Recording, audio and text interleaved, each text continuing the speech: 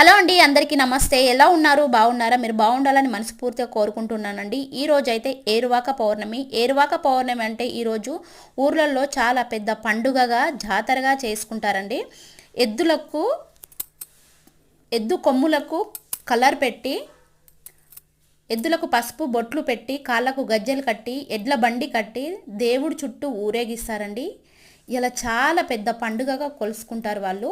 మనకు తొలి ఏకాదశి పండుగ ఎలాగనో వాళ్ళు ఈరోజు అయితే అలా చేసుకుంటారన్నమాట.